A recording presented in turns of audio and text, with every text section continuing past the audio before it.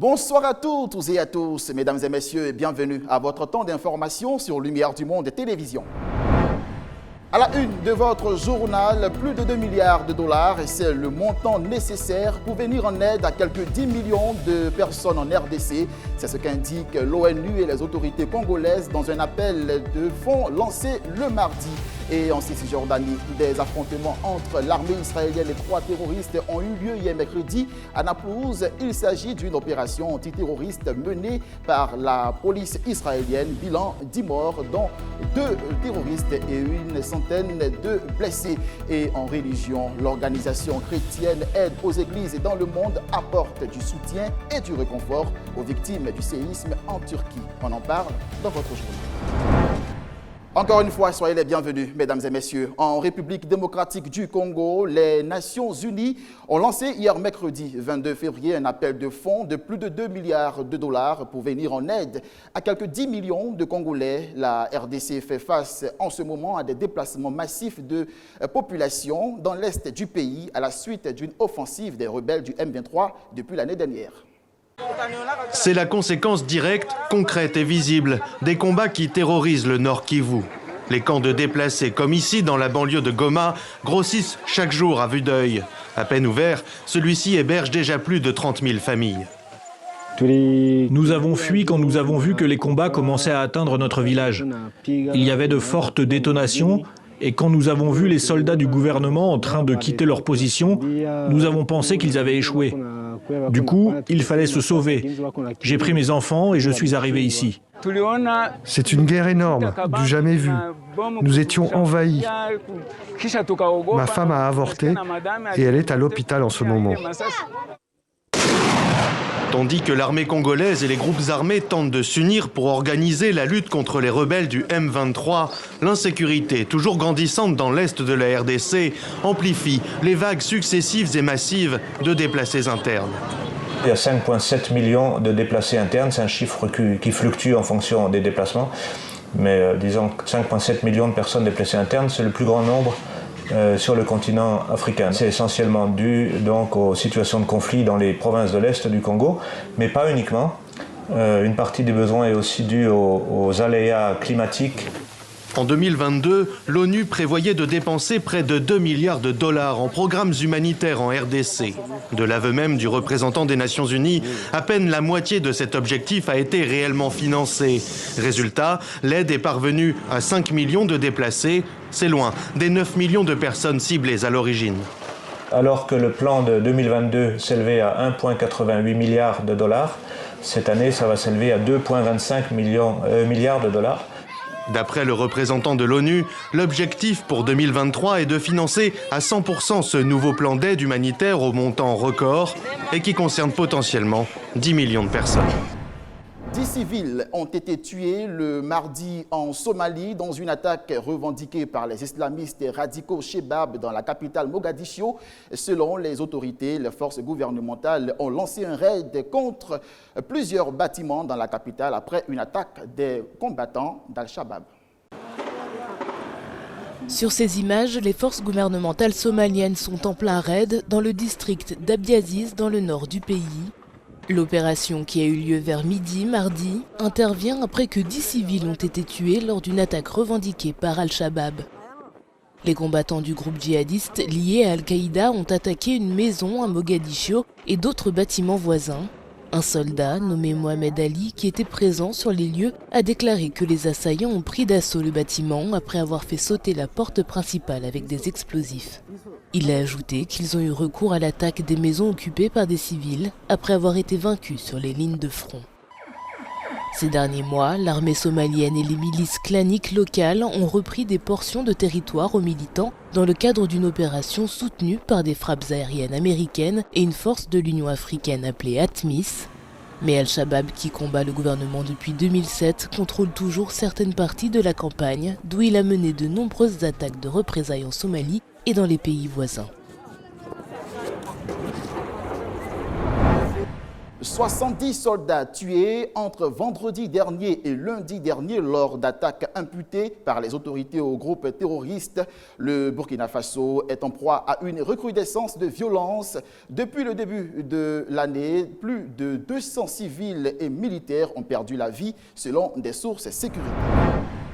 Après le Burkina Faso, direction Madagascar, où le cyclone tropical Freddy, décrit comme l'un des plus puissants phénomènes formés au-dessus de l'océan Indien, a tué au moins 4 personnes à Madagascar, selon un premier bilan mercredi 22 février. C'est la désolation sur l'île située au large de la côte sud-est de l'Afrique. Après le passage de Freddy, la désolation à Madagascar. Le cyclone affaibli, mais porté par des rafales de vent, a frappé les côtes est du pays mardi soir. Plusieurs morts sont à déplorer. Avant, nous avions peur de rafales de vent, mais maintenant, c'est plus la montée des eaux qui nous fait peur. En plus, notre maison se trouve en bas d'un pont. Nous avons peur de l'inondation. Nous avons fui le cyclone et les religieuses d'ici nous ont accueillis car notre maison n'est pas solide. C'est une maison qui est déjà soutenue par des rondins. Comme cette femme, 11 000 personnes ont été déplacées préventivement. La majorité devrait pouvoir retourner rapidement chez eux, même si l'électricité n'a pas encore été rétablie. Mais plus de 3 300 maisons ont été inondées et presque autant endommagées. Le cyclone est passé auparavant au large de la Réunion et de l'île Maurice, moins dévastateur que redouté. Si la trajectoire du cyclone Freddy est atypique, Madagascar, l'un des pays les plus pauvres au monde, n'est pas pour autant étranger aux phénomènes météorologiques extrêmes. La ville de Mandjari, de 25 000 habitants, où Freddy a touché terre, a été largement détruite l'an dernier par le cyclone Batsirai. 135 personnes avaient alors trouvé la mort. Nous vous le disions en titre, en Cisjordanie, des affrontements entre l'armée israélienne et 3 terroristes ont eu lieu hier mercredi 22 février 2023 à Naplouse, une ville palestinienne située à environ 50 km de Jérusalem. Il s'agit d'une opération antiterroriste menée par la police israélienne en coordination avec le service de sécurité israélien. Bilan 10 morts, dont 2 terroristes et une centaine de civils blessés. Les premiers corps sont évacués dans la panique générale. L'armée israélienne vient d'effectuer un raid dans la ville palestinienne de Naplouse. Une incursion de 3 heures pour arrêter des terroristes présumés, soupçonnés par Tsahal de planifier une attaque imminente. L'opération ciblait notamment cette maison. Le bruit a rapidement alerté les voisins. Vers 9h30, j'ai entendu une explosion. J'ai regardé par la fenêtre et j'ai vu des soldats israéliens armés avec des chiens qui connectaient des fils. Je suppose que c'était des explosifs. Quand ils sont partis, tous les jeunes sont entrés pour inspecter la maison et sortir les corps des décombres. Au cours du raid, de nombreux civils ont été tués ou blessés. Dans le centre-ville, des groupes de jeunes ont tenté de s'interposer en jetant des pierres sur les véhicules militaires israéliens. Depuis un an, ce genre d'opération présentée comme antiterroriste par Israël se multiplie dans le nord de la Cisjordanie, notamment dans les villes de Naplouse et Jénine, considérées comme des bastions de la résistance palestinienne. Depuis le début de l'année, 51 Palestiniens ont perdu la vie, dont des mineurs. Le secrétaire général de l'ONU, Antonio Guterres, a ouvert hier à New York les débats à l'Assemblée générale des Nations unies. Objectif, obtenir un large soutien à une résolution réclamant une paix juste et durable à l'Ukraine. 1 an de guerre en Ukraine, les frontières violées par la Russie, les tentatives d'annexion de territoires ukrainiens, c'est l'ordre international qui est bafoué, c'est illégal et ça ne doit pas être accepté, insiste le secrétaire général de l'ONU. Le territoire d'un État ne doit pas être l'objet d'une acquisition par un autre État résultant de la menace ou de l'emploi de la force. Et aucune acquisition territoriale résultant de la menace ou de l'emploi de la force ne doit être reconnue comme légale.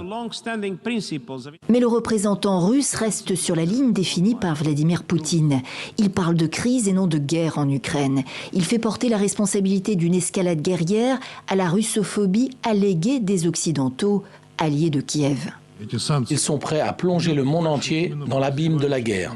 La responsabilité est entièrement russe, souligne le représentant de l'Ukraine. Nous n'avons jamais voulu la guerre. Nous n'avons jamais prévu d'attaquer qui que ce soit. Nos troupes ne se sont pas installées sur le territoire de quelqu'un d'autre. Il ne s'agit pas de prendre le parti de l'Ukraine, mais celui du droit international, ajoute le chef de la diplomatie ukrainienne. Kiev a voulu une résolution qui rassemble le plus possible. Le texte pour une paix globale, juste et durable en Ukraine, conformément aux principes de la Charte des Nations Unies. Fera-t-elle davantage consensus que les précédentes ? Depuis un an, la Russie peut compter sur le soutien de 5 pays dont la Chine et l'abstention de 40 à 60 autres membres de l'ONU, africains notamment. Le vote a lieu ce jeudi soir. Nous défendrons chaque centimètre carré de l'OTAN, a déclaré Joe Biden hier à ses alliés européens au cours de la réunion de l'OTAN dont il était l'invité spécial. À cette rencontre, le président américain a réaffirmé l'engagement de son pays à défendre le flanc oriental de l'Alliance face aux ambitions expansionnistes de Moscou. La Russie représente désormais la plus grande menace pour la sécurité de la Suède. C'est ce qu'a déclaré la chef des services de sécurité d'État suédoise lors de sa conférence de presse ce mercredi. Selon elle, Moscou se montre de plus en plus agressif et extrême, atteignant des niveaux jamais vus depuis la guerre froide. Och det sker till exempel genom infiltration, påverkande av beslutsfattare, men också att bygga upp sin förmåga kring att skapa en alternativ samhällsstruktur. Att till exempel ha en alternativ ordningsmakt. Les activités déstabilisatrices de la Russie dans l'est de l'Europe étaient aussi au centre des discussions des 9 de Bucarest, les nouveaux membres de l'OTAN et anciens pays du pacte de Varsovie, réunis en Pologne ce mercredi. Invité spécial de la réunion, le président américain a réaffirmé l'engagement de son pays à défendre le flanc oriental de l'Alliance face aux ambitions expansionnistes de Moscou. The commitment of the United States to NATO, and I've said it to you many times, I'll say it again, is absolutely clear. Article 5 is a sacred commitment the United States has made. We will defend literally every inch of NATO. Every inch of NATO. Au cours de ce séjour européen de 72 heures, Joe Biden a su rassurer l'Ukraine et le flanc est de l'OTAN. Mais il est aussi au centre de nombreuses critiques aux États-Unis. L'opposition républicaine dénonce notamment les coûts exorbitants de cet engagement.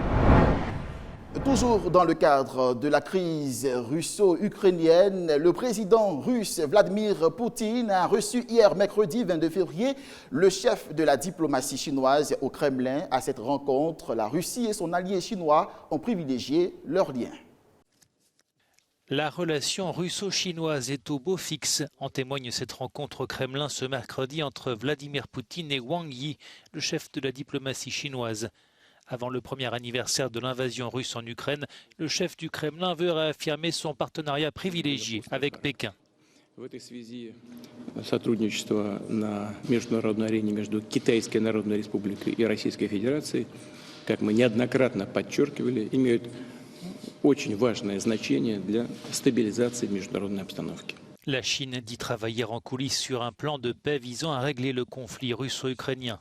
Pékin n'a jamais condamné l'invasion russe et dénonce les sanctions occidentales. 中俄的全面战略伙伴关系从不针对第三方，当然也就不受任何第三方的干扰和挑拨。我们更不会被第三方的胁迫和施压所压倒。 Signe supplémentaire du lien fort qui unit Moscou et Pékin, les exercices navals conjoints menés récemment au large de l'Afrique du Sud. Washington redoute par ailleurs que Pékin livre des armes létales à la Russie pour l'aider dans son offensive en Ukraine. La Chine a nié tout en dénonçant les livraisons d'armes au régime de Kiev.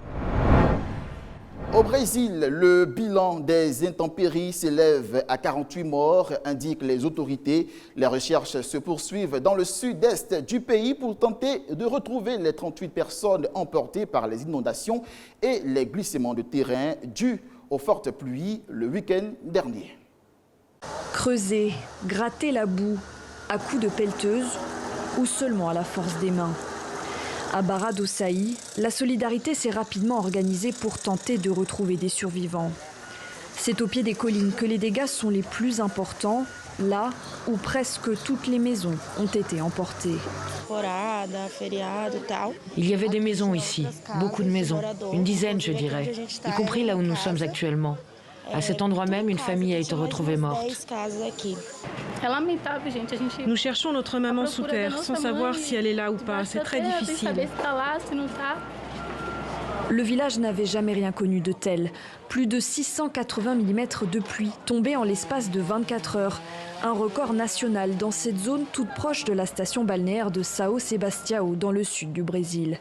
Et la pluie ne s'est pas vraiment arrêtée depuis. Elle continue d'entraver le travail des près de 1000 secouristes dépêchés sur place.